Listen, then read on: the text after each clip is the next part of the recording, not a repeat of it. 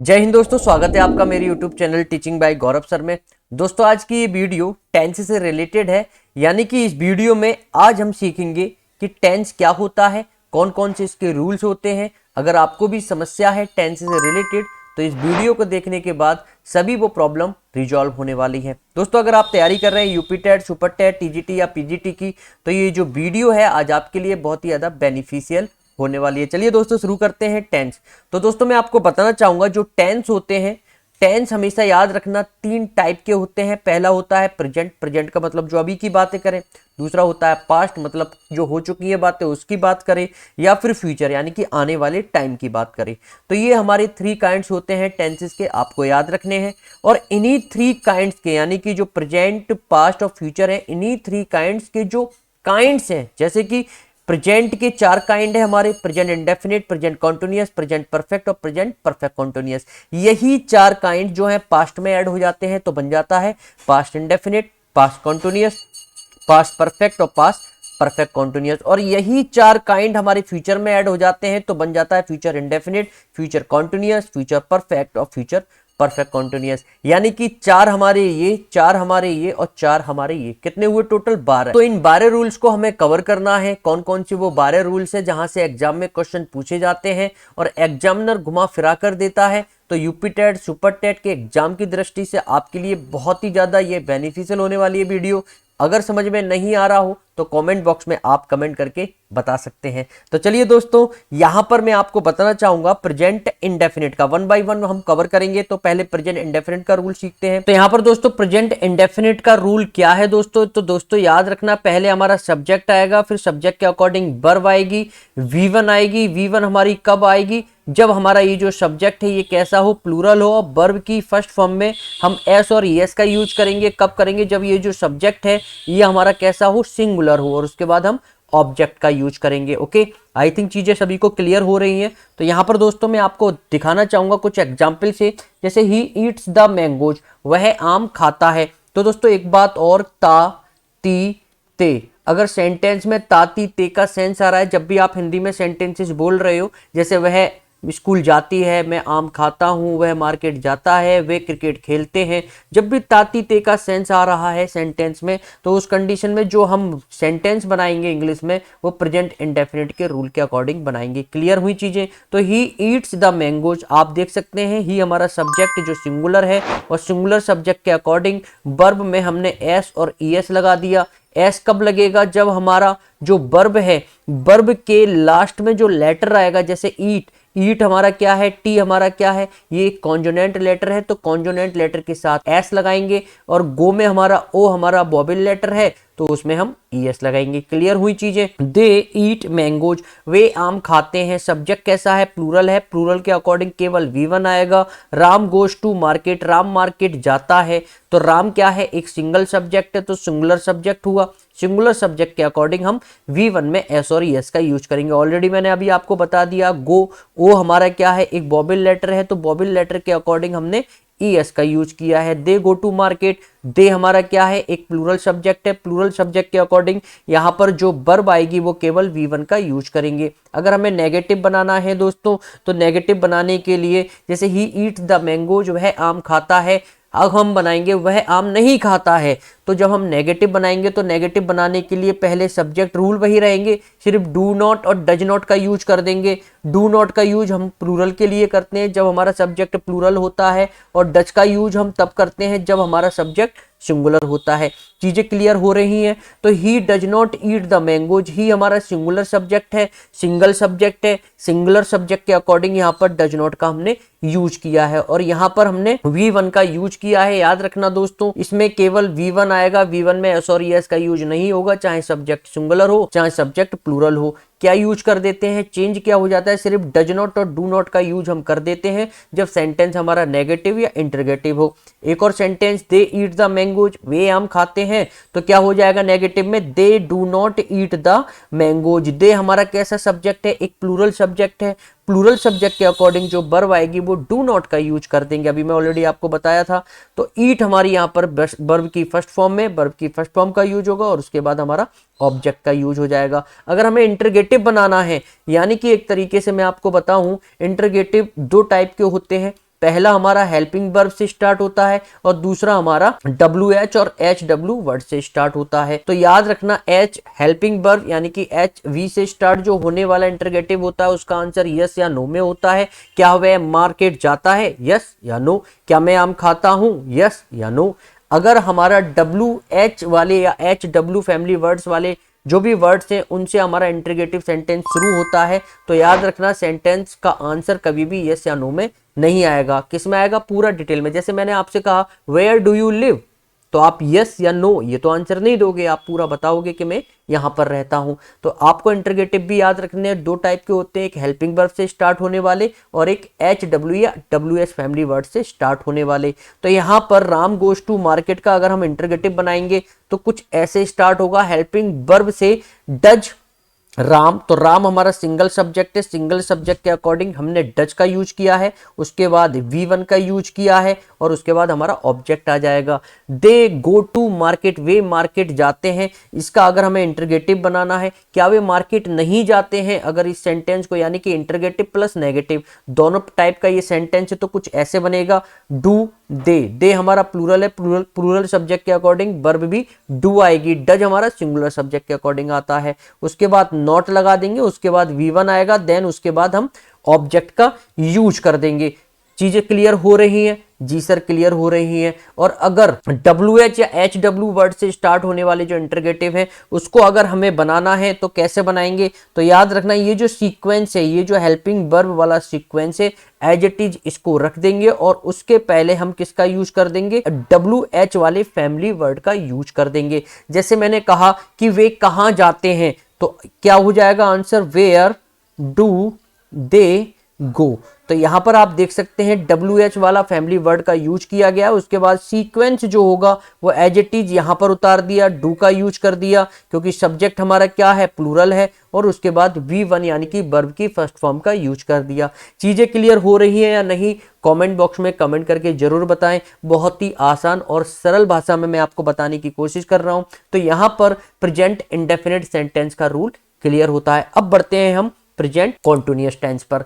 तो present continuous tense का rule क्या है, पहले सब्जेक्ट आएगा, सब्जेक्ट के अकॉर्डिंग इज एम आर आएगा, आप देख सकते हैं इज आएगा हमारा ही के साथ, सी के साथ और इट के साथ, एम आएगा हमारा आई, यानी कि आई जब सब्जेक्ट बनेगा तो हम एम रखेंगे, और आर कब आएगा, जब हमारा सब्जेक्ट कैसा हो, प्लूरल हो, और उसके बाद वर्ब की फर्स्ट फॉर्म में हम आईएनजी का यूज कर देंगे, देन ऑब्जेक्ट का जो सेंस निकल कर आएगा हिंदी में वो कुछ इस तरीके से निकल कर आएगा, मैं आम खा रहा हूं, तुम कहां जा रहे हो, वे मार्केट जा रहा है, हम स्कूल जा रहे हैं। तो रहा है, रहे हैं, रही का सेंस हिंदी के सेंटेंस के थ्रू निकल कर आएगा। इंग्लिश में बनाना है जो प्रेजेंट कंटिन्यूअस का ये जो रूल है इसको आप अप्लाई कर देना, सेंटेंस आपका बन जाएगा, कोई गड़बड़ी नहीं होगी। एग्जाम्पल से समझते हैं, he is eating the mangoes, वह आम खा रहा है। ही हमारा सब्जेक्ट है, सब्जेक्ट के अकॉर्डिंग यहाँ पर इज आया है। इज क्यों आया है, क्योंकि जो सब्जेक्ट है वो सिंगुलर है। उसके बाद आप देख सकते हैं यहाँ पर ईटिंग आया है, ईटिंग मतलब वर्ब की फर्स्ट फॉर्म में आईएनजी, और उसके बाद हमारा ऑब्जेक्ट। सेम यही रूल हमने यहाँ पर अप्लाई कर दिया है। प्लूरल हो हमारा, अगर हमारा सब्जेक्ट, तो they are eating the mangoes, वे आम खा रहे हैं। तो दे हमारा प्लूरल सब्जेक्ट है, प्लूरल सब्जेक्ट के अकॉर्डिंग हमने आर लगाया और उसके बाद वर्ब की फर्स्ट फॉर्म में आईएनजी और उसके बाद हमारा ऑब्जेक्ट आ गया। Ram is going to market, Ram market जा रहा है। राम हमारा सिंगुलर सब्जेक्ट, सिंगुलर सब्जेक्ट के अकॉर्डिंग सिंगुलर वर्ब का इज का यूज किया गया है और उसके बाद वर्ब की फर्स्ट फॉर्म में आईएनजी, देन हमारा ऑब्जेक्ट आ गया है। They are going to market, वे मार्केट जा रहे हैं। तो दे हमारा प्लूरल सब्जेक्ट, प्लूरल सब्जेक्ट के अकॉर्डिंग यहाँ पर जो वर्ब आई है वो प्लूरल आई है और उसके बाद वर्ब की फर्स्ट फॉर्म में आईएनजी, देन हमारा ऑब्जेक्ट आ गया है। इसका अगर हमें नेगेटिव बनाना है तो नेगेटिव बनाने के लिए कुछ नहीं करना है, इन यानी कि जो हेल्पिंग वर्ब और मेन वर्ब इनके बीच में हमें क्या यूज कर देना है, नॉट का। मैं इसको थोड़ा इरेज कर देता हूं। तो यहां पर दोस्तों अगर नेगेटिव बनाना है तो इज एम आर और वर्ब की फर्स्ट फॉर्म में आईएनजी से पहले हमने क्या लगा देना है, नॉट लगा देना है। जैसे he is not eating the mangoes, तो यहां पर आप देख सकते हैं ही हमारा सिंगुलर सब्जेक्ट है, सिंगुलर सब्जेक्ट के अकॉर्डिंग सिंगुलर वर्ब का यूज किया गया है, उसके बाद नॉट का यूज किया गया है, फिर वर्ब की फर्स्ट फॉर्म में आईएनजी का यूज किया गया है, फिर हमारा ऑब्जेक्ट आ गया है। तो कुछ इस तरीके से हमारा यहाँ पर सीक्वेंस बनेगा, बस आपको यहाँ पर नॉट लगा देना है और नेगेटिव सेंटेंस बन जाएगा। अगर अगर हमें they are eating the mangoes, इसका अगर नेगेटिव बनाना है तो यहाँ पर वही सीक्वेंस रहेगा। प्लूरल सब्जेक्ट हमारा दे आया है और उसके अकॉर्डिंग हमारी जो वर्ब है वो भी हमारी कैसी हो जाएगी, प्लूरल हो जाएगी। उसके बाद नॉट लगा देना है, फिर वर्ब की फर्स्ट फॉर्म में आईएनजी और उसके बाद हमारा ऑब्जेक्ट हो जाएगा। चीजें क्लियर हो रही हैं? जी सर क्लियर हो रही हैं। अगर कोई भी प्रॉब्लम या अभी आपका दिक्कत है तो नीचे कमेंट बॉक्स में आप कमेंट करके मुझे बता सकते हैं। अब दोस्तों अगर आपको हेल्पिंग वर्ब से स्टार्ट होने वाला इंटरोगेटिव सेंटेंस बनाना है, जैसे Ram is going to market, तो राम मार्केट जा रहा है, इसका इंटरोगेटिव अगर बनाना है, दो टाइप के इंटरोगेटिव होते हैं, पहला हेल्पिंग वर्ब से शुरू होने वाला और दूसरा WH और HW फैमिली वर्ड से शुरू होने वाला। तो यहाँ पर अगर हम हेल्पिंग वर्ब से शुरू होने वाला इंटरोगेटिव बनाते हैं तो पहले हम हेल्पिंग वर्ब लेंगे। हेल्पिंग वर्ब मतलब इज, एम, आर, वॉज, वर, ये हमारी हेल्पिंग वर्ब होती है। तो प्रेजेंट की जो हेल्पिंग वर्ब है वो हमारी इज आ जाएगी, उसके बाद हमारा राम सब्जेक्ट आ जाएगा, उसके बाद वर्ब की फर्स्ट फॉर्म में आईएनजी आ जाएगी और उसके बाद हमारा ऑब्जेक्ट हो जाएगा। चीजें क्लियर हो रही हैं या नहीं हो रही? जी सर क्लियर हो रही हैं। तो यहाँ पर मैं अपने पिक्चर को थोड़ा हाइड कर देता हूँ जिससे आपको प्रॉपर समझ में आ सके। They are going to market, इसे हमें अगर इंटरोगेटिव बनाना है तो कैसे बनेगा?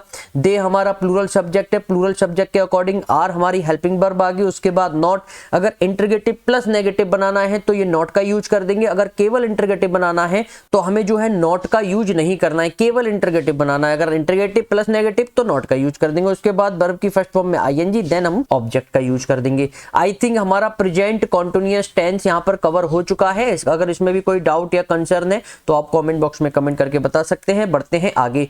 तो यहां पर आप देख सकते हैं, यहाँ पर मैं थोड़ा अपने आप को विजुअल कर लेता हूं। तो यहाँ पर प्रेजेंट परफेक्ट टेंस का हम अब रूल सीखेंगे। ये प्रेजेंट परफेक्ट टेंस का रूल क्या होता है दोस्तों? सबसे पहले हम सब्जेक्ट लेते हैं और सब्जेक्ट के अकॉर्डिंग हैज या हैव आएगा। हैज कब आएगा? जब हमारा जो सब्जेक्ट है वो कैसा हो, सिंगुलर हो। और हैव कब आएगा? जब हमारा जो सब्जेक्ट है वो प्लूरल हो। ओके, वर्ब की थर्ड फॉर्म का हम यूज करते हैं इसमें और उसके बाद ऑब्जेक्ट का रख देते हैं। एग्जाम्पल के माध्यम से, जैसे मैंने यहाँ पर बोला he has eaten the mangoes, वह आम खा चुका है। एक बात और, अगर सेंटेंस का हिंदी में जो सेंस निकल कर आए, चुका है, चुकी है, चुके हैं, इस तरीके के जो सेंटेंस के जो सेंस निकल के आते हैं वो बनाया जाएगा इंग्लिश में प्रेजेंट परफेक्ट टेंस के अकॉर्डिंग। क्लियर हो रही है चीजें? He has eaten the mangoes, तो ही हमारा सिंगुलर सब्जेक्ट है। सिंगुलर सब्जेक्ट के अकॉर्डिंग सिंगुलर वर्ब हमने हैज लिया है और उसके बाद V3 लिया है, V1 नहीं आएगा और उसके बाद हमने ऑब्जेक्ट रख दिया है। सेम इसी रूल को यहाँ पर हमें अप्लाई कर देना है,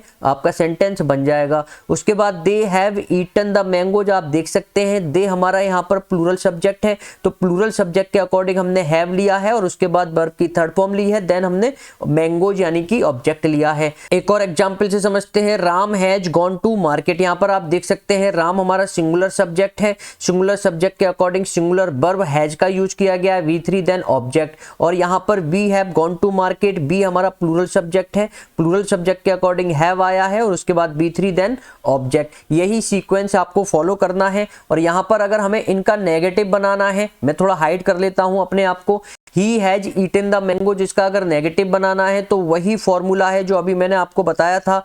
क्या बताया था कि हैज हैव, ये जो हेल्पिंग वर्ब है और जो मेन वर्ब है इसके बीच में हम क्या लगा देंगे, नॉट लगा देंगे, आपका नेगेटिव सेंटेंस तैयार हो जाएगा। जैसे he has eaten the mangoes का नेगेटिव बनाना है तो he has not eaten the mangoes हो जाएगा। B3 और हेल्पिंग वर्ब के बीच में हमने क्या लगा दिया, नॉट का यूज कर दिया, तो हमारा ये नेगेटिव बन जाएगा। सेंस कैसा आता है हिंदी में? सेंस निकल कर आता है चुका है, चुकी है, चुके हैं, इस तरीके का हिंदी में सेंस निकल कर आता है। तो दोस्तों कभी भी आपको अगर इस तरीके के सेंटेंस चुका है, चुकी है, चुके हैं, इस तरीके के सेंटेंस अगर आपको बनाने हैं तो आपको किसका यूज करना है, प्रेजेंट परफेक्ट टेंस का यूज करना है। चीजें क्लियर हो रही हैं?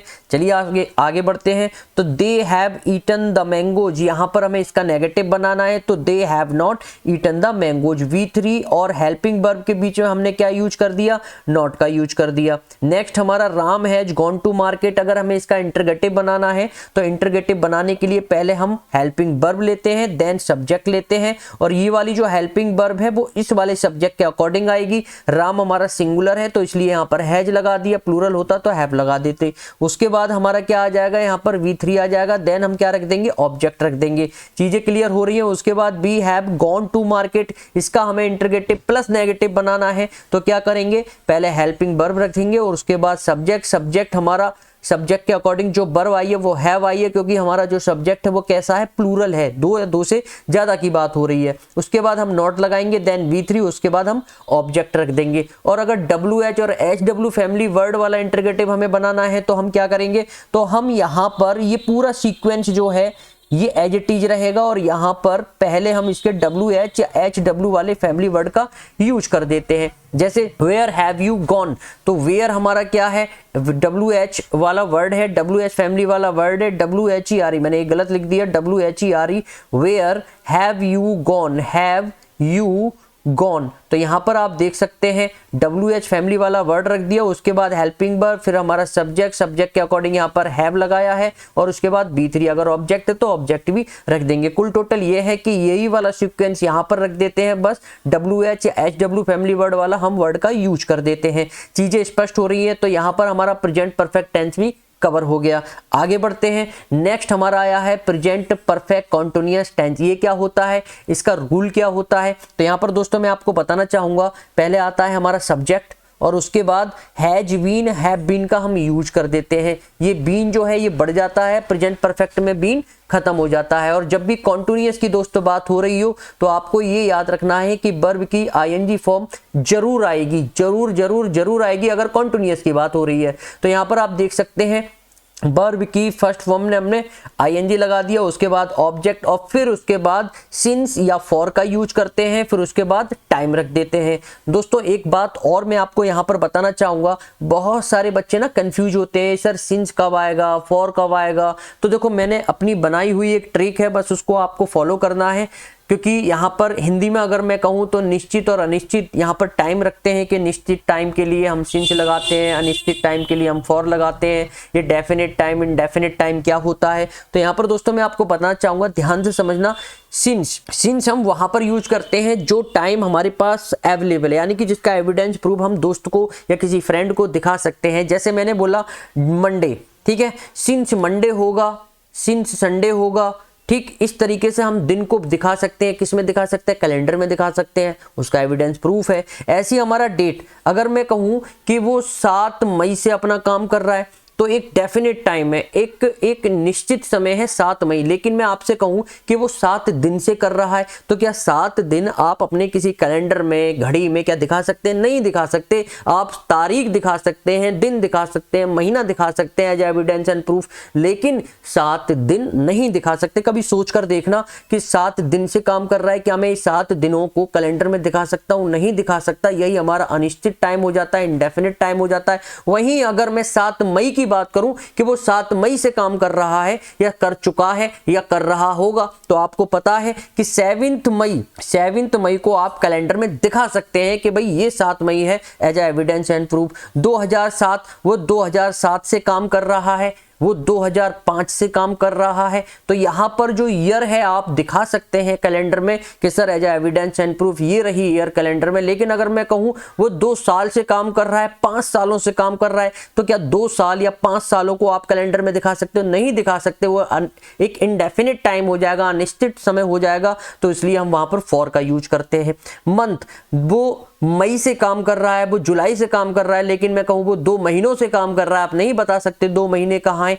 लेकिन अगर मैं कहूं वो मई से काम कर रहा है, जुलाई से काम कर रहा है, तो आप कैलेंडर में ये महीना दिखा सकते हो, तो इसके लिए सिंस आएगा। और अगर इंडेफिनिट टाइम में वो 2 महीनों से, 4 महीनों से, 11 महीनों से काम कर रहा है, नहीं दिखा सकते, वो एक इंडेफिनिट टाइम है, उसके लिए आप फॉर लगा देना। सिंपल सी ट्रिक है। होली, दिवाली, इनसे पहले सिंस लगता है। जैसे कि सपोज दैट अगर मैं कहूं कि आज होली और मैं आपको विश करूं कि हैप्पी दिवाली, तो आप हमसे कहोगे कि सर आज तो होली है, दिवाली क्यों विश करिए। यानी कि होली का एविडेंस एंड प्रूफ, वो त्योहार आपके सामने हो रहा है, उसका एविडेंस एंड प्रूफ है, उस कंडीशन में हम सिंस लगाएंगे। तो एज ए ट्रिक, मैंने ये कोई रूल वगैरह नहीं है, बस एज ए ट्रिक मैंने आपको बताया था कि सिंस कब आएगा और फॉर कब आएगा। ठीक है, चीजों को समझने का प्रयास कीजिए। यहां पर क्लॉक हुआ ऐसी 7 o'clock, 12 o'clock, वे 2 बजे से काम कर रहा है, तो 2 बजे आप दिखा सकते हो घड़ी में सर 2 बज रहा है। लेकिन मैं कहूँ वो 2 घंटे से काम कर रहा है, तो क्या आप अपनी वॉच में, घड़ी में, क्या आप दिखा सकते हो 2 घंटे कहाँ बज रहे हैं, नहीं दिखा सकते। उस कंडीशन में यहाँ पर फॉर हो जाएगा। लेकिन अगर कोई डेफिनेट टाइम है तो वहां पर सिंस हो जाएगा।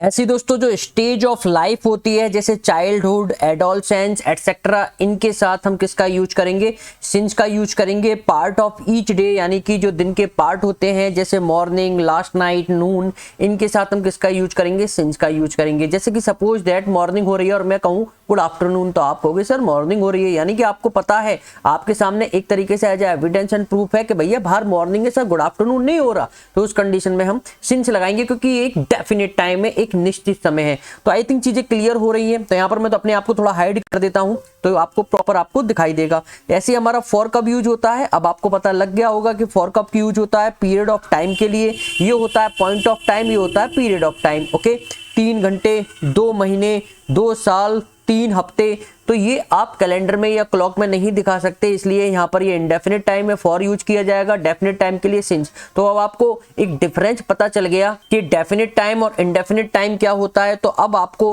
कंफ्यूजन नहीं हो रही होगी कि डेफिनिट और इंडेफिनिट टाइम क्या होता है। डेफिनिट टाइम के लिए हम क्या लगाएंगे, सिंस, और इंडेफिनिट टाइम के लिए लगाएंगे फॉर। आई थिंक चीजें क्लियर हो रही है। चलिए बढ़ते हैं आगे। तो यहाँ पर कुछ एग्जाम्पल के माध्यम से हम समझते हैं।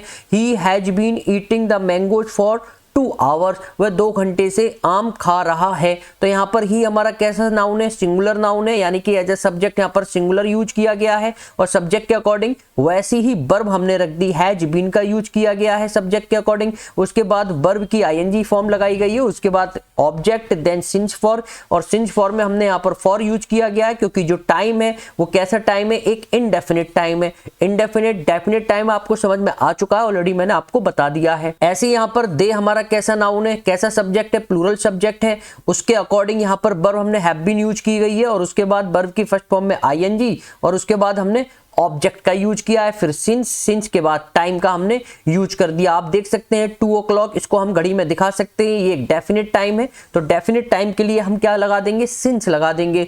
Ram has been reading the book, तो राम क्या है, सिंगुलर सब्जेक्ट है, उसके अकॉर्डिंग सिंगुलर वर्ब का हमने यूज किया है और उसके बाद वर्ब की फर्स्ट फॉर्म में आईएनजी और उसके बाद हमने ऑब्जेक्ट लिया है, फिर सिंस का यूज किया है और उसके बाद हमने टाइम, टाइम कैसा है हमारा, डेफिनेट है, 2010, ये जो ईयर है आप कैलेंडर में दिखा सकते हैं, तो हम कह सकते हैं कि यहां पर हमारा सिंस का यूज किया जाएगा। चीजें क्लियर हो रही है। We have been reading the book for 10 years, यानी कि हम 10 साल से बुक पढ़ रहे हैं। इस तरीके के सेंटेंसेस कि वो 2 घंटे से काम कर रहा है, वो 5 बजे से जाग रहा है। अगर हिंदी में आप इस तरीके के सेंटेंसेस बोलते हो तो आपको इंग्लिश में बोलने के लिए किस रूल के अकॉर्डिंग बनाने हैं, प्रेजेंट परफेक्ट कॉन्टिन्यूअस रूल के अकॉर्डिंग बनाने हैं। तो इससे क्या होगा, हमारा जो स्पीकिंग है वो भी इंप्रूव होगी। ओके, और दोस्तों अगर इसका नेगेटिव बनाना है तो आपको क्या करना है कि जो हैज है और बीन है, इन दोनों के बीच में हमें किसका यूज कर देना है, नॉट का यूज कर देना है। और सब्जेक्ट यानी कि जो सिंगुलर सब्जेक्ट है, सिंगुलर सब्जेक्ट के अकॉर्डिंग हैज या हैव बीन हमें रख देना है। और यहां पर आपको समझ में आ रहा है कि नॉट हमें कैसे यूज करना है। पीछे मैं रूल्स में भी आपको बता देना चाहूंगा, ये जो बीन है, ये जो हैज है, इसके बीच में हमें किसका यूज करना है, नॉट का यूज करना है, नेगेटिव सेंटेंस तैयार हो जाएगा। ऐसे हम नेक्स्ट एग्जांपल देखते हैं। He has not been eating the mangoes for 2 hours, तो यहाँ पर आप देख सकते हैं he has और उसके बाद not रख दिया, फिर been, फिर verb की फर्स्ट फॉर्म में ing, देन ऑब्जेक्ट और उसके बाद for क्यों लगाया है, क्योंकि आगे वाला जो टाइम है वो इनडेफिनिट टाइम है, डेफिनेट नहीं है, इसलिए हम for का यूज करेंगे। तो क्योंकि 2 घंटे जो है दोस्तों वो हम कैलेंडर में दिखाई नहीं सकते, घड़ी में दिखाई नहीं सकते, 2 घंटे कहां पर होते हैं, 2 बजे दिखा सकते हैं घड़ी में, लेकिन 2 घंटे को नहीं दिखा सकते। तो ये सब चीजें हैं जो आपको आनी चाहिए। नेक्स्ट यहाँ पर आप देख सकते हैं they have not been eating the mango since 2 o'clock, तो दे हमारा कैसा सब्जेक्ट है, प्लूरल सब्जेक्ट है, प्लूरल सब्जेक्ट के अकॉर्डिंग हैव, उसके बाद हम नॉट रख देंगे और उसके बाद बीन, फिर वर्ब की फर्स्ट फॉर्म में आईएनजी, देन ऑब्जेक्ट और उसके बाद सिंस। सिंस क्यों लगाया है, क्योंकि आगे वाला जो टाइम है वो डेफिनिट टाइम है, 2 o'clock, 2 बजे हम घड़ी में दिखा सकते हैं। अब अगर इसका हमें इंटरगेटिव बनाना है, 2 टाइप के इंटरगेटिव होते हैं, एक हेल्पिंग वर्ब से स्टार्ट होते हैं, एक WH और SW फैमिली वर्ड से स्टार्ट होती है। यहाँ पर SW यानी कि हेल्पिंग वर्ब, जो हेल्पिंग वर्ब वाला इंटरगेटिव है उसको कैसे बनाना है, पहले हम सब्जेक्ट के अकॉर्डिंग वर्ब रखेंगे, हैज हमने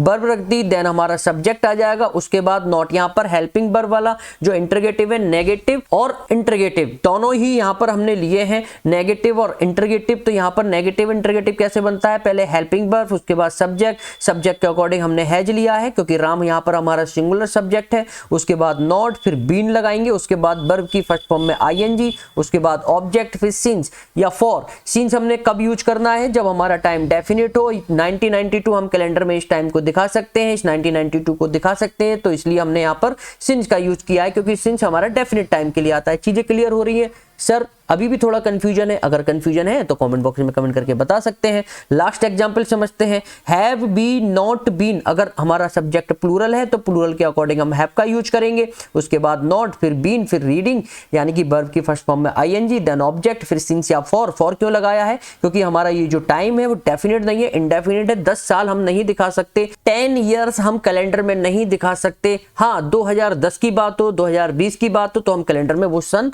दिखा सकते हैं। चीजें स्पष्ट हो रही है? चलिए बढ़ते हैं आगे। अब आता है हमारा पास्ट इंडेफिनिट सेंटेंस या पास्ट इंडेफिनिट टेंस। क्या होता है इसका रूल? होता है दोस्तों, पहले सब्जेक्ट आएगा, फिर V2 मतलब सेकंड फॉर्म आएगी वर्ब की, और उसके बाद हम ऑब्जेक्ट रख देंगे। सिंपल सी यहाँ पर ट्रिक है। तो यहाँ पर हम एग्जाम्पल के माध्यम से समझते हैं। पहले हमारा सब्जेक्ट आएगा, उसके बाद वर्ब की सेकंड फॉर्म, ईट की जो सेकंड फॉर्म होती है वो एट होती है, इसलिए यहाँ पर हमने एट रख दिया है। उसके बाद हमारा ऑब्जेक्ट आ गया। सेम यही रूल यहाँ पर हम अप्लाई कर देते हैं। आपको कंफ्यूजन नहीं होना चाहिए दोस्तों। अगर कोई भी कंफ्यूजन अभी भी हो रही है तो कमेंट बॉक्स में आप मुझे कमेंट करके बता सकते हैं। इसी तरीके की सिंपल ट्रिक और रूल्स को सीखने के लिए चैनल को सब्सक्राइब कर मेरे से जुड़ सकते हैं। नेक्स्ट एग्जांपल के माध्यम से हम समझते हैं। दे एट द मैंगोज, उसने आम खाया। तो जब हमारा हिंदी में जो सेंस है किस तरीके का आए, उसने आम खाया, वह वहां गया, मैंने ये काम किया, तो या ई ए करके, यानी कि जो काम जस्ट अभी अभी कंप्लीट हुआ होता है उस तरीके के जो सेंटेंसेस होते हैं वो हम बनाएंगे पास्ट इंडेफिनिट टेंस में। एग्जाम्पल से हम समझते हैं। ही एट द मैंगोज, उसने आम खाया, यानी कि आम खाए हुए टाइम नहीं हुआ है, जस्ट अभी अभी उसने आम खाया है, ज्यादा टाइम नहीं हुआ है। उस कंडीशन में हम पास्ट इंडेफिनिट टेंस में बनाएंगे। तो यहाँ पर सब्जेक्ट हम लिए हैं। सब्जेक्ट कैसा है? सिंगुलर है।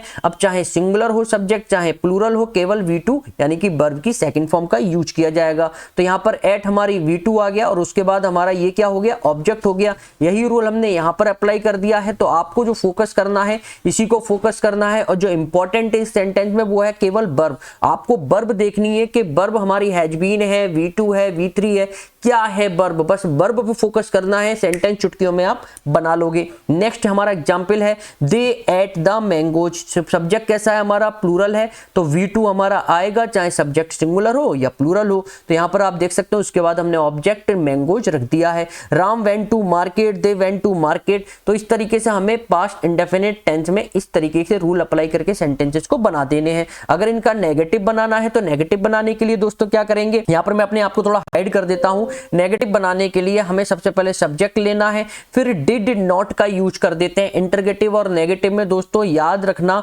डिड नॉट का यूज करेंगे। और एक फॉर्मूला मैं आपको बताना चाहूंगा ट्रिपल डी का, यानी कि डू, डज और डिड। याद रखना डू, डज, डिड के साथ वर्ब की केवल फर्स्ट फॉर्म का यूज किया जाता है। और एक फॉर्मूला है ट्रिपल एच का, यानी कि हैज, हैव और हैड। याद रखना इनके साथ केवल वर्ब की थर्ड फॉर्म का यूज किया जाता है। रिपीट करूं, शायद रिपीट करने की मुझे जरूरत नहीं है, तब भी मैं रिपीट कर देता हूं। ट्रिपल डी का फॉर्मूला है, मतलब कि डू, डज, डिड में हमेशा V1 यानी कि वर्ब की फर्स्ट फॉर्म आएगी, और ट्रिपल एच का फॉर्मूला यानी कि हैज, हैव, हैड में वर्ब की थर्ड फॉर्म का यूज किया जाएगा। चीजें क्लियर हो रही है? बहुत ही सरल और आसान भाषा में मैं आपको समझाने की कोशिश कर रहा हूं। तो दे एट द मैंगोज, इसका अगर हमें नेगेटिव बनाना है तो कैसे बनेगा? They did not eat the mangoes. आप देख सकते हैं दे के साथ हमने डिड नॉट का यूज किया है, चाहे सिंगुलर हो सब्जेक्ट चाहे प्लूरल हो, डिड नॉट का यूज करेंगे अगर नेगेटिव बनाना है। और यहां पर वर्ब की सेकंड फॉर्म नहीं लेंगे, यहां पर हम केवल V1 लेंगे। एग्जामिनर यहां पर सेकंड फॉर्म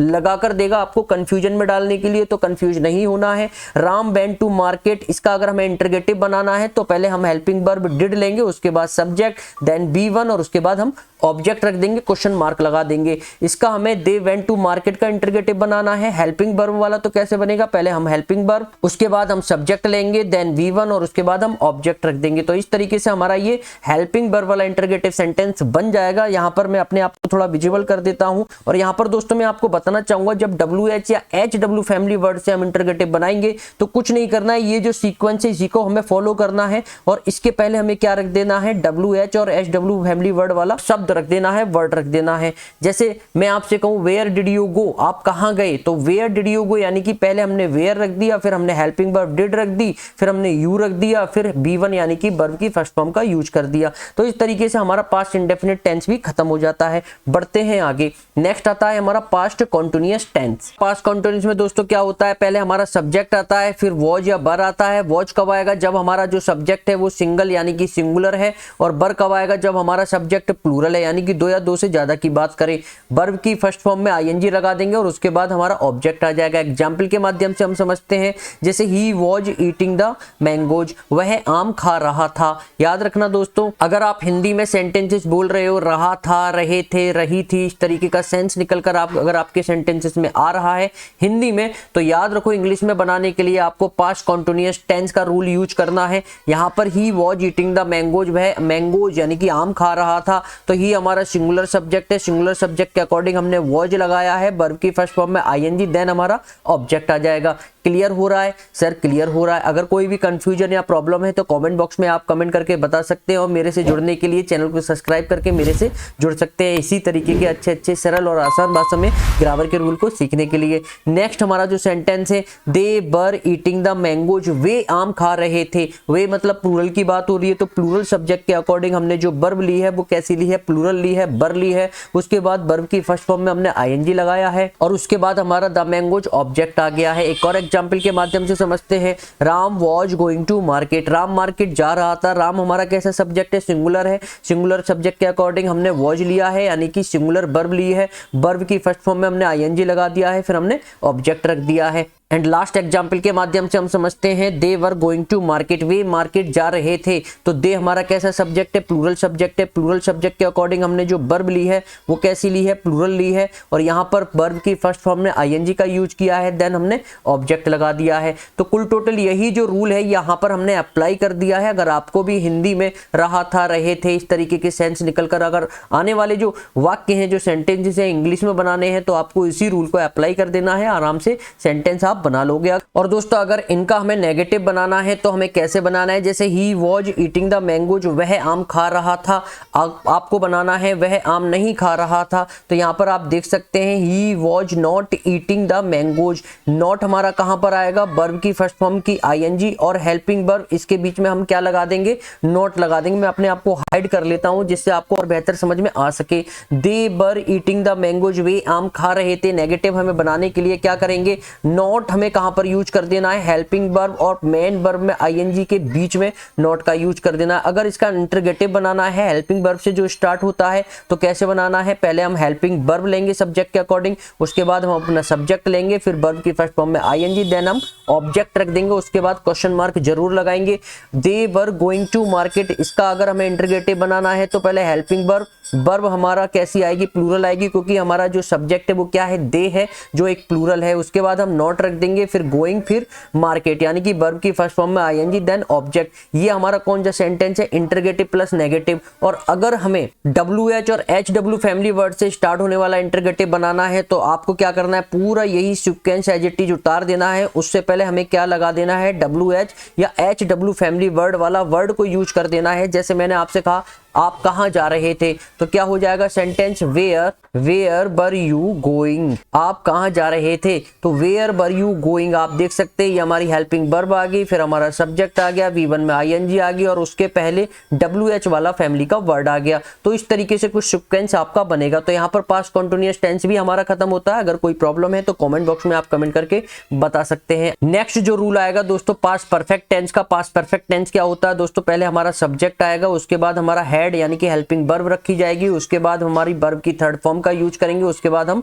ऑब्जेक्ट का यूज करेंगे। एग्जाम्पल के माध्यम से हम समझते हैं, he had eaten the mangoes. तो यहां पर जो सेंस निकल कर आएगा, वह आम खा चुका था। जब भी आपके हिंदी के जो सेंटेंसेस है उसमें चुका था, चुके थे, चुकी थी, इस तरीके के सेंस निकल कर आए, तो जो आपको इंग्लिश में सेंटेंस बनाना है वो किसके रूल के अकॉर्डिंग बनाना है, पास्ट परफेक्ट टेंस के रूल के अकॉर्डिंग बनाना है। इस बात को आपको याद रखना है। और दोस्तों ये जो हैड है, सब्जेक्ट चाहे सिंगुलर हो, सब्जेक्ट चाहे प्लूरल हो, दोनों के साथ हम हैड का यूज करेंगे। एक फॉर्मूला भी मैंने आपको बताया था ट्रिपल एच का, तो शायद आपको पता है, हैज, हैव, हैव हैड, इनके बाद केवल B3 यानी कि वर्ब की थर्ड फॉर्म का यूज किया जाएगा। एक और एग्जांपल से हम समझते हैं, they had eaten the mangoes, वे आम खा चुके थे। तो यहाँ पर सब्जेक्ट हमारा कैसा है, प्लूरल है, प्लूरल के अकॉर्डिंग हमने हैड लगाया, सिंगुलर है तब भी हमने हैड लगाया। तो चीजें स्पष्ट हो रही हैं। जब हमारा सब्जेक्ट सिंगुलर हो या प्लूरल हो, हम क्या लगाएंगे, पास्ट परफेक्ट टेंस के रूल के अकॉर्डिंग हैड का ही यूज किया जाएगा। Ram had gone to market, we had gone to market. तो आप देख सकते हैं सब्जेक्ट हमारा सिंगुलर है या प्लूरल है, किसका यूज कर रहे हैं, हैड का ही यूज कर रहे हैं। उसके बाद B3 आ रही है और देन हमारा ऑब्जेक्ट आ रहा है। यही रूल हमने यहाँ पर अप्लाई कर दिया है। तो चीजें सभी क्लियर हो रही है। अगर हमें नेगेटिव बनाना है तो नेगेटिव बनाने के लिए हम क्या करेंगे, मैं इसको थोड़ा इरेज कर देता हूँ जिससे आपको और चीजें क्लियर हो। नेगेटिव बनाने के लिए क्या करेंगे, ये जो हेल्पिंग वर्ब हैड है और वर्ब की थर्ड फॉर्म है, इसके बीच में हम क्या यूज करेंगे, नॉट का यूज कर देंगे। आपका नेगेटिव सेंटेंस स्टार्ट हो जाएगा यानी कि बन जाएगा। तो यहाँ पर आप देख सकते हैं, he had eaten the mangoes, वह आम खा चुका था। नेगेटिव बनाना है, वह आम नहीं खा चुका था। He had not eaten the mangoes, eaten यानी कि वर्ब की थर्ड फॉर्म और हेल्पिंग वर्ब हैड, इसके बीच में कूद करके आ जाएगा, नॉट आ जाएगा, आपको याद रखना है। They had eaten the mangoes, वे आम खा चुके थे। तो यहाँ पर क्या बन जाएगा, नेगेटिव, वे आम नहीं खा चुके थे। They had not eaten the mangoes, तो यहाँ पर हैड और B3 के बीच में हमने क्या लगा दिया, नॉट लगा दिया। Ram had gone to market, अगर हमें इंटरगेटिव सेंटेंस बनाना है तो पहले हमें हेल्पिंग वर्ब लेनी है और हेल्पिंग वर्ब के बाद हम सब्जेक्ट लेंगे, देन V3 यानी कि वर्ब की थर्ड फॉर्म, देन ऑब्जेक्ट लेंगे और क्वेश्चन मार्क लगा देंगे। We had gone to market, हम मार्केट जा चुके थे। इसका अगर इंटरगेटिव बनाना हो, इंटरगेटिव भी दो टाइप के होते हैं, एक हेल्पिंग वर्ब से शुरू होने वाले और एक WH या HW फैमिली वर्ड से शुरू होने वाले। हेल्पिंग वर्ब पहले हम लगाएंगे, हेल्पिंग वर्ब से शुरू होने वाला इंटरगेटिव में हम हेल्पिंग वर्ब लेंगे, उसके बाद हमारा सब्जेक्ट, फिर नॉट लेंगे, फिर B3 और फिर उसके बाद ऑब्जेक्ट। यानी कि हेल्पिंग वर्ब वाला इंटरगेटिव नेगेटिव जो सेंटेंसेस होता है, इंटरगेटिव प्लस नेगेटिव, उसको कुछ इस तरीके से बनाएंगे। आप देख सकते हैं पहले हमने हेल्पिंग वर्ब ली, फिर हमारा B सब्जेक्ट आ गया, फिर नॉट, फिर V3, देन हमारा ऑब्जेक्ट। चीजें क्लियर हो रही है? जी सर क्लियर हो रही है। और अगर हमें WH या HW फैमिली वर्ड से शुरू होने वाला इंटरगेटिव बनाना है तो आपको कुछ नहीं करना है, इसी सीक्वेंस को फॉलो करना है और उसके पहले क्या कर देंगे, हम HW या WH फैमिली वर्ड वाला हम वर्ड ले लेंगे। जैसे मैंने आपसे बोला वेयर हैड यू गॉन, आप कहाँ जा चुके थे। तो यहाँ पर क्या हो जाएगा, पहले हमारा WH फैमिली वर्ड आ जाएगा, उसके बाद हमारा हेल्पिंग वर्ब हैड आ जाएगा, देन हमारा सब्जेक्ट आ जाएगा। सब्जेक्ट हम बोल देते हैं, यू लिख देते हैं, और उसके बाद हमारा B3 आ जाएगा। तो वेयर हैड यू गॉन, तो क्वेश्चन मार्क लगा देंगे। इस तरीके से हमारा पास्ट जो परफेक्ट सेंटेंस है वो कवर हो चुका है। यहाँ तक कोई अगर प्रॉब्लम हो रही है तो कमेंट बॉक्स में आप कमेंट करके बता सकते हैं। अब बढ़ते हैं आगे, पास्ट परफेक्ट कॉन्टिन्यूअस टेंस हम शुरू करते हैं। तो पहले हमारा सब्जेक्ट आएगा, then had been plus verb की फर्स्ट फॉर्म में ING। जब भी कॉन्टिन्यूअस की बात हो दोस्तों याद रखना वर्ब में ING आएगी ही आएगी, इस बात को आपको याद रखना है। देन हमारा ऑब्जेक्ट विद सिंस और फॉर, और उसके बाद टाइम। सिंस और फॉर का मैंने ऑलरेडी कॉन्सेप्ट बता दिया है कि डेफिनेट टाइम के लिए हम क्या लगाएंगे, इंडेफिनेट टाइम के लिए क्या लगाएंगे। थोड़ा सोचो और मुझे बताओ कमेंट बॉक्स में। एक बार और रिपीट करके मैं आपको समझा देता हूँ। Day, date, years, month, occasion, ये सब इनका एविडेंस एंड प्रूफ होता है। एक ट्रिक के बेस पर मैंने आपको बताया था, हालांकि कोई रूल नहीं है, लेकिन ट्रिक के माध्यम से मैं आपको चीजों को ईजी कर देना चाहता हूँ। तो यहाँ पर मंडे हुआ, ट्यूसडे हुआ, फ्राइडे हुआ, जितने भी डे के नेम से हम कैलेंडर में दिखा सकते हैं। 7 मई, 8 जुलाई, जितनी भी डेट है हम कैलेंडर में दिखा सकते हैं। 2007, 1992 ये हम कैलेंडर में दिखा सकते हैं। यानी कि एज एविडेंस एंड प्रूफ के रूप में ये हमारे पास मौजूद है। लेकिन अगर जिसका कोई अता पता नहीं है, जैसे मैंने बोला वो 4 दिन से खाना नहीं खा रहा है, तो क्या 4 दिन आप कैलेंडर में या क्लॉक में दिखा सकते हैं? नहीं दिखा सकते, तो वो हमारा इनडेफिनिट टाइम हो जाएगा। तो डेफिनिट टाइम के लिए हम सिंस, इंडेफिनिट टाइम के लिए फॉर लगाएंगे। ऑलरेडी मैं ये सब चीजें आपको क्लियर कर चुका हूं। बढ़ते हैं आगे, कुछ एग्जाम्पल के माध्यम से हम समझते हैं। जैसे he had been eating the mangoes for 2 hours, वो 2 घंटे से आम खा रहा था। इस तरीके के जो सेंटेंसेस होते हैं, इस तरीके के जो सेंस वाले हिंदी के जो सेंस निकल कर आते हैं, इस तरीके के जो सेंटेंस आप किसके रूल के अकॉर्डिंग बनाओगे, वो बनाओगे पास्ट परफेक्ट कंटिन्यूअस के रूल के according. They had been eating the mangoes since 2 o'clock। यहाँ पर दाग जरूर कर लेना दोस्तों, क्योंकि नाउन से पहले हम आर्टिकल जरूर लगाते हैं। Ram had been reading the book since 2010। तो यहाँ पर आप देख सकते हैं 2 आवर एक इंडेफिनिट टाइम है। 2 घंटे को हम क्लॉक में यानी कि घड़ी में नहीं दिखा सकते, 2 बजे से दिखा सकते हैं, 2 घंटे से नहीं दिखा सकते। इंडेफिनिट टाइम है इसलिए हमने फॉर लगाया। यहाँ पर 2 o'clock 2 बजे हम घड़ी में दिखा सकते हैं, तो यहाँ पर हमने क्या लगा दिया, सिंस लगा दिया। 2010 2010 ये जो ईयर है हम कैलेंडर में दिखा सकते हैं, इसलिए हमने यहाँ पर क्या लगा दिया, सिंस लगा दिया, यानी कि ये डेफिनेट टाइम है। 10 ईयर 10 साल नहीं दिखा सकते तो ये हमारा इंडेफिनिट टाइम है, तो यहाँ पर फॉर लगा दिया। चीजें क्लियर हो रही है दोस्तों, बहुत ही आसान और सरल भाषा में मैं आपको बताने की कोशिश कर रहा हूं। अगर नेगेटिव बनाना है तो कैसे बनाएंगे, हैड और बीन, इनसे बीच में क्या लगा देंगे, नॉट लगा देंगे, ये हमारा नेगेटिव बन जाएगा। They had not been eating mango since 2 o'clock, had Ram. अगर इंटरोगेटिव बनाना है तो पहले हम हेल्पिंग वर्ब लेंगे, देन हम सब्जेक्ट, उसके बाद नॉट, यानी कि हेल्पिंग वर्ब वाला इंटरोगेटिव नेगेटिव हम कैसे बनाएंगे, कुछ इस तरीके से बनाएंगे। उसके बाद बीन लेंगे, फिर वर्ब की फर्स्ट फॉर्म में आईएनजी, देन हम ऑब्जेक्ट और सिंस और फॉर का यूज करेंगे डेफिनेट इंडेफिनेट टाइम के अकॉर्डिंग। हमारा ये कैसा टाइम है, डेफिनेट टाइम है, इसलिए हमने यहाँ पर सिंस का यूज किया है। Had been not been reading the book for 10 year, तो यहाँ पर आप देख सकते हैं पहले हमने हेल्पिंग वर्ब हैड ली, सब्जेक्ट हमारा बी आ गया, उसके बाद नॉट, फिर बीन, फिर वर्ब की फर्स्ट फॉर्म में आईएनजी, देन हमारा ऑब्जेक्ट आ गया, उसके बाद सिंस और फॉर।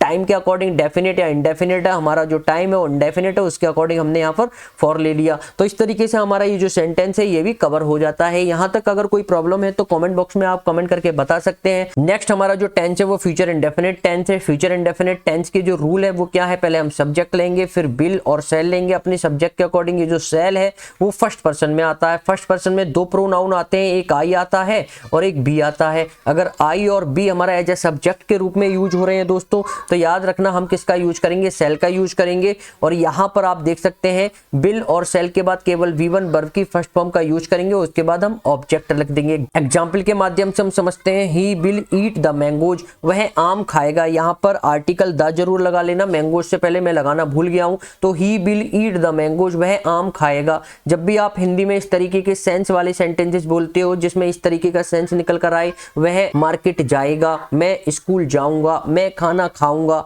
तो गा गी गे इस तरीके के जो सेंस निकल कर आते हैं हिंदी में, तो उन सेंटेंसेस को आप इंग्लिश में जब बनाओगे तो किसके रूल के अकॉर्डिंग बनाओगे, फ्यूचर इंडेफिनिट टेंस के रूल के अकॉर्डिंग बनाओगे।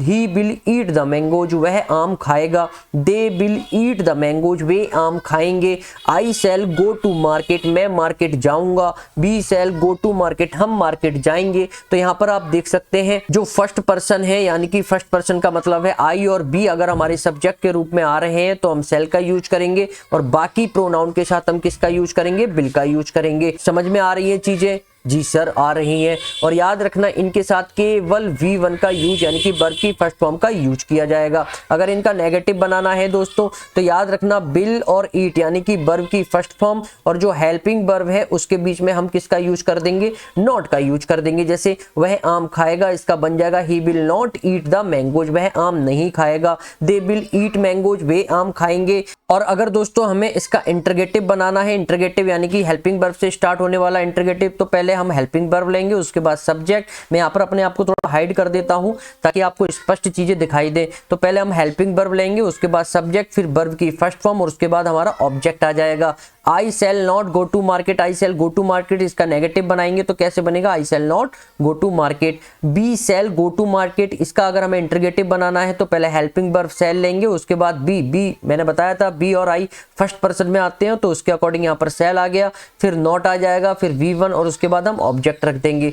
चीजें आपकी क्लियर हो रही हैं? जी सर क्लियर हो रही है। तो बढ़ते हैं आगे। फ्यूचर कॉन्टिन्यूअस टेंस आता है, इसका क्या रूल होता है, तो दोस्तों पहले सब्जेक्ट आएगा, फिर विल बी, सेल भी आएगा। सेल भी हमारा फर्स्ट पर्सन यानी कि आई और बी के साथ आता है, और अदर्स यानी कि सेकंड और थर्ड पर्सन के साथ हम विल भी लगाएंगे। वर्ब की फर्स्ट फॉर्म में आईएनजी, मैंने आपको बताया था जब भी कॉन्टिन्यूअस की बात होती है वर्ब की आईएनजी फॉर्म उस सेंटेंस में आती ही आती है। फिर हमारा ऑब्जेक्ट आ जाएगा। एग्जाम्पल के माध्यम से समझते हैं, he will be eating the mangoes, वह आम खा रहा होगा। तो जब भी आप अपने हिंदी में इस तरीके के सेंटेंसेस बोलते हैं, मैं आम खा रहा हूँगा, मैं मार्केट जा रहा हूँगा, वह काम कर रहा होगा, तो इस तरीके के जो हिंदी के सेंटेंसेस है अगर आप बोलते हैं और इंग्लिश में आपको इनको बनाना चाहते हैं तो आप किसके रूल के अकॉर्डिंग बनाओगे, फ्यूचर कॉन्टिन्यूअस टेंस के रूल के अकॉर्डिंग बनाओगे। चीजें क्लियर हो रही है? मैं इसको थोड़ा इरेज कर देता हूं।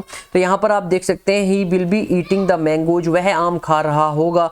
दे will be eating the mangoes, वे आम खा रहे होंगे। I shall be going to market, मैं मार्केट जा रहा हूँगा। We shall be going to market, मैं यहाँ पर थोड़ा इधर कर देता हूँ, we shall be going to market, हम मार्केट जा रहे होंगे। और याद रखना दोस्तों, ये जितने भी आप सेंटेंस टेंसेस देख रहे हैं तो ही, दे, ये हमारा सेकंड और थर्ड पर्सन के प्रोनाउन है, यानी कि अदर्स वाले ही और दे हमारा थर्ड पर्सन में आते हैं, यू हमारा सेकंड पर्सन में आता है। तो इनके साथ हम किसका यूज करेंगे, विल बी का यूज करेंगे, और फर्स्ट पर्सन के साथ जो प्रोनाउन है आई और बी, इनके साथ हम शैल बी का यूज करेंगे। और उसके बाद जब कॉन्टिन्यूअस की बात हो रही है तो वर्ब की आईएनजी फॉर्म का यूज करेंगे ही करेंगे। और इनका अगर नेगेटिव बनाना है तो बिल यानी कि हेल्पिंग वर्ब और बी, इन दोनों के बीच में हम किसका यूज करेंगे, नॉट का यूज करेंगे। मैं अपने आप को हाइड कर देता हूं। और अगर इंटरगेटिव बनाना हो इनका, जो हेल्पिंग वर्ब से शुरू होता है, तो पहले हेल्पिंग वर्ब, फिर सब्जेक्ट, फिर नॉट। अगर नेगेटिव भी बनाना है तो इंटरगेटिव प्लस नेगेटिव, तो नॉट का यूज कर देंगे, फिर बी का यूज करना है, और उसके बाद वर्ब की आईएनजी फॉर्म, देन हमारा ऑब्जेक्ट। और अगर यहां पर इसका नेगेटिव बनाना है तो अभी ऑलरेडी मैंने आपको बताया था, I shall not be going to market, I shall be going to market. इसका नेगेटिव कैसे बन जाएगा, I shall not be going to market. जो बी है दोस्तों याद रखना, और जो शैल यानी कि जो हेल्पिंग वर्ब है उसके बीच में हमारा क्या आएगा, नॉट आएगा। इस बात को आपको ध्यान में रखना है।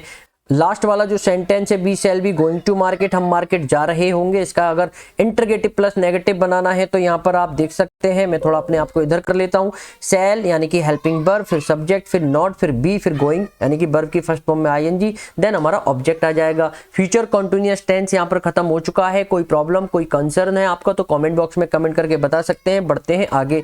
नेक्स्ट आता है future perfect tense. Future perfect tense का रूल क्या होता है, पहले हम सब्जेक्ट लेते हैं, उसके बाद will have, shall have. Shall have कब आएगा, जब हमारा जो सब्जेक्ट है वो फर्स्ट पर्सन का हो, यानी कि आई और बी हो। और विल हैव कब आएगा, जब सेकंड और थर्ड पर्सन के प्रोनाउन आएंगे तब हम विल हैव लगाएंगे।